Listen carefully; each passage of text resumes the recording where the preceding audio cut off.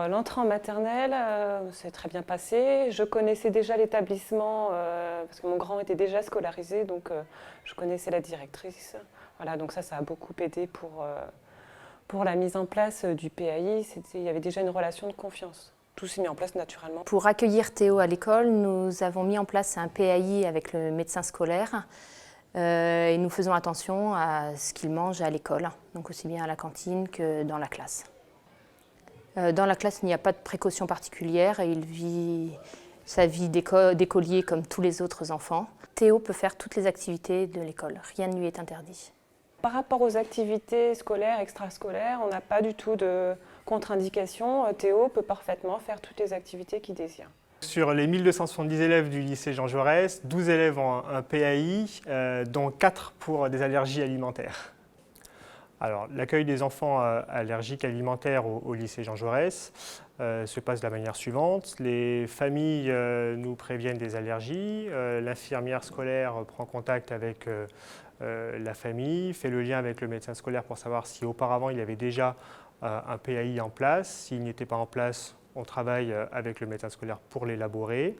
Une fois ce protocole mis en place, il est validé par l'ensemble de l'équipe éducative, c'est-à-dire le professeur principal, le chef cuisinier, la direction d'établissement, le CPE, l'infirmière, le médecin scolaire. Une fois que le document est signé, il est diffusé très largement auprès de l'ensemble de l'équipe éducative qui a en charge l'élève concerné, de manière à ce que tout le monde sache quoi faire en cas de crise. En fonction des allergies, les trousses d'urgence sont stockées soit à l'infirmerie, soit au bureau de la vie scolaire dans un frigo, lorsqu'il est nécessaire de garder des objets réfrigérés.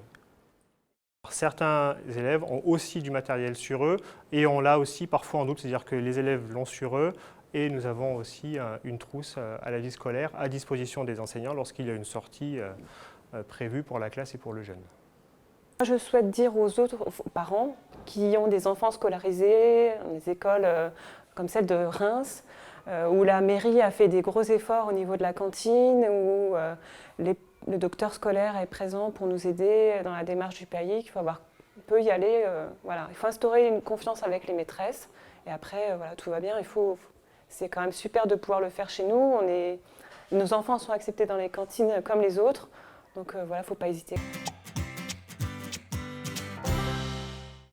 Alors le PAI, c'est un document qui va permettre l'intégration des enfants qui ont un problème de santé. Et pour le cas de l'allergie alimentaire, c'est un document qui va permettre l'accueil de l'enfant allergique avec ses différentes problématiques de manière à favoriser son intégration et lui permettre de mener une vie complètement normale dans le cadre du milieu scolaire. Alors les enfants qui ont besoin d'un PAI pour allergie alimentaire sont les enfants qui sont les plus à risque de réactions graves, c'est-à-dire ceux qui ont déjà fait antérieurement une réaction grave, ce qu'on appelle une anaphylaxie alimentaire, ceux qui ont une allergie alimentaire associée à un asthme, parce qu'on sait que l'asthme est un facteur de risque important de réaction grave, et puis ce sont aussi les enfants qui ont des allergies particulières, par exemple pour l'arachide, pour les fruits à coque, puis d'autres aliments, par exemple comme les protéines de lait de chèvre, les enfants qui réagissent à des faibles quantités d'aliments, et puis une tranche d'âge particulière que sont les adolescents, qui sont aussi des enfants particulièrement à risque de réaction grave.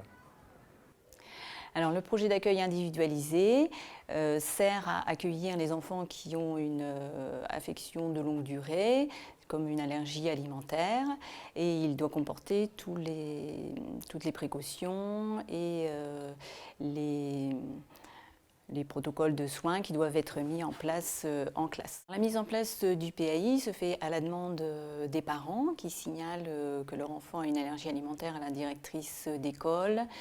Et donc les parents m'appellent ensuite et on voit avec eux pour la rédaction d'un PAI en fonction des protocoles qui sont donnés par les allergologues et en fonction de l'allergie qui a été diagnostiquée auparavant. En pratique, le PAI comporte toutes les précautions que l'on doit prendre pour l'enfant en cas d'allergie alimentaire et le protocole à suivre en cas de réaction allergique apparaissant au cours du temps scolaire. Le PAI, c'est un document écrit qui indique par exemple où est stockée la trousse d'urgence, qui doit la manipuler, quelles sont les personnes qui ont été formées pour la manipulation des médicaments. On note également si l'enfant peut être accueilli à la cantine avec un repas fourni par la restauration scolaire ou s'il amène un panier repas. On note également ce qui est conseillé pendant le temps scolaire, en cas de collation ou en cas de goûter d'anniversaire. Donc la trousse d'urgence de Théo est stockée dans la cuisine de l'école et il y a le PAI qui est affiché aussi bien dans la classe de Théo que dans la cuisine de l'école et accessible à tout le monde. Lors de la rédaction du PAI, le médecin de l'éducation nationale peut être amené à adapter ou à modifier un petit peu les préconisations de l'allergologue en fonction des conditions d'accueil de chaque établissement scolaire. Le PAI sert à me protéger si par exemple je vais en sortie et que je fais une allergie ou bien si à la cantine je mange quelque chose que je suis allergique afin que je puisse prendre mes médicaments, mes traitements avec un protocole donné, que les autres sachent ce qu'il faut faire en temps voulu. Par rapport au repas de Théo, donc il prend ses repas à la cantine. Donc la cantine de Reims met en place des menus sur Internet, donc on peut les voir. On peut également voir le tableau des allergènes. Donc là, je peux vérifier chaque jour s'il y a une particularité dans son menu. Si effectivement il y a une particularité, s'il y a un composant qui est à base d'arachide, à ce moment-là, je lui apporte son menu. Sinon, il mange comme les autres, tous les jours. Et par rapport au goûter, je lui apporte son goûter, son sac avec les autres. Il mange à côté des autres enfants, il n'y a pas de problème. On a mis en place la réglementation INCO qui oblige à indiquer les 14 allergènes obligatoires. Donc on a recherché pour chaque plat et chaque recette tous les ingrédients qu'on mettait dans les recettes et les allergènes qui allaient avec chaque ingrédient. Donc suite à ça, on a créé un tableau qui est disponible sur le site de la ville de Reims. Et donc les parents des enfants allergiques peuvent aller voir tous les jours les allergènes qui se trouvent dans les plats. Les ATSEM qui accompagnent les enfants à la cantine emmènent la trousse d'urgence tous les midis à la cantine avec Théo et la ramènent tous les jours à l'école. Donc la trousse d'urgence est toujours disponible dans le lieu où est Théo. Alors pour l'acceptation de Théo à la cantine, ça a été plutôt facile, du fait qu'il ait un PAI.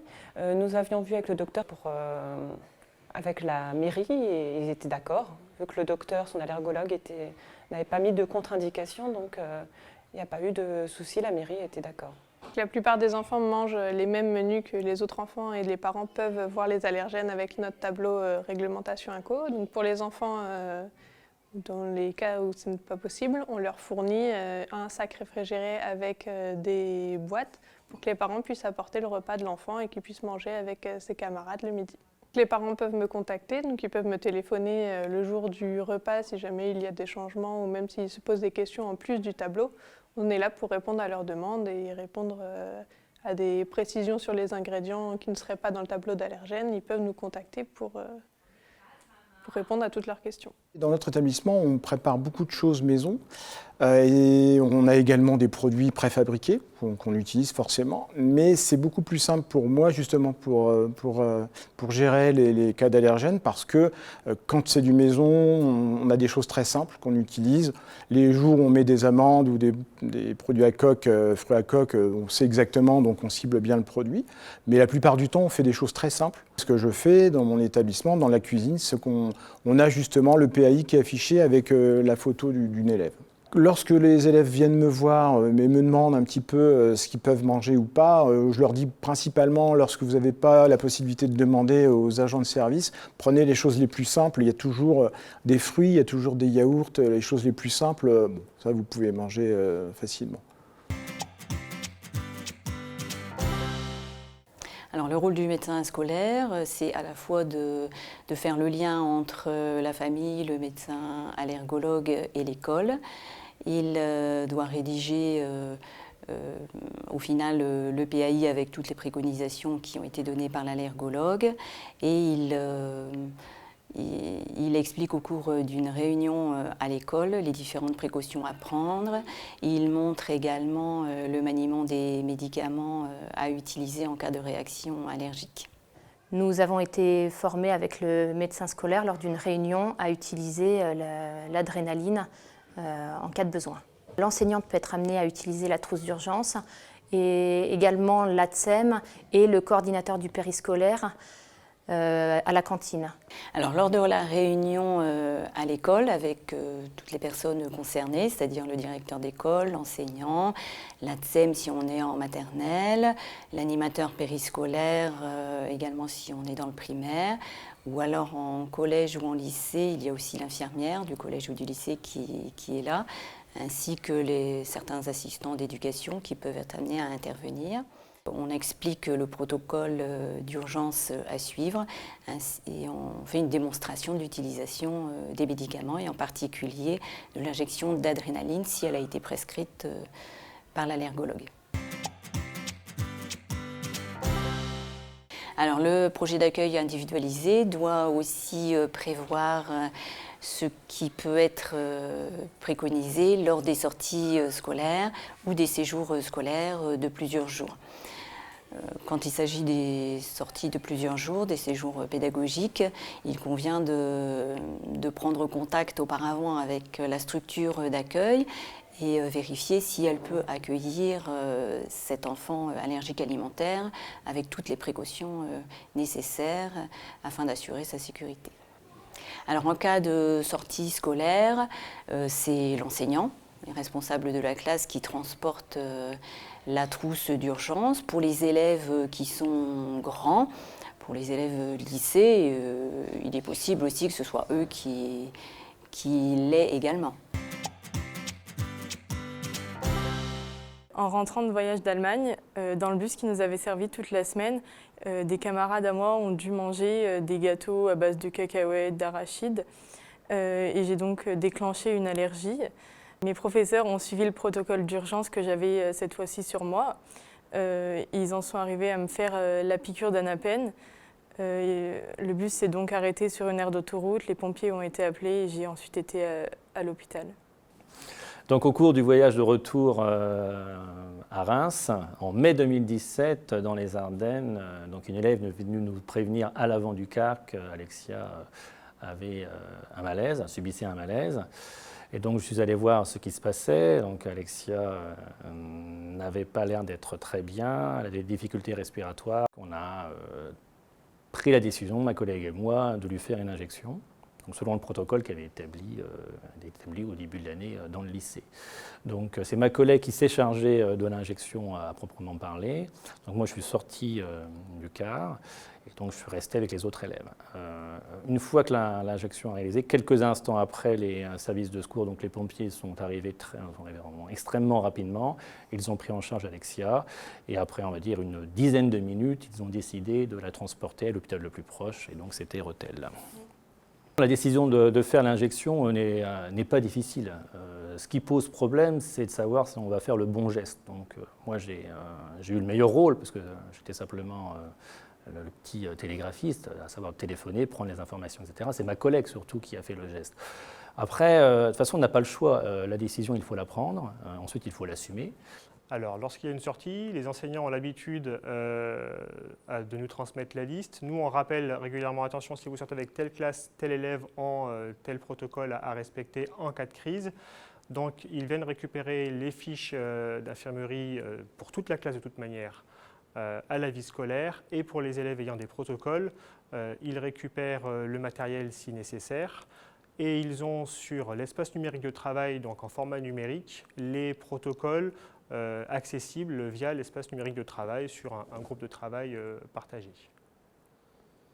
Qu'il faut toujours faire attention là où on va, ce qu'on mange, l'environnement, ce qu'il peut y avoir. À partir du moment où il y a la trousse, je pense que ça nous permet d'être en sécurité. Et sinon, moi, je le vis bien. Ça ne me pose pas de réels inconvénients dans ma vie parce que justement, avec ce protocole, je me sens en sécurité.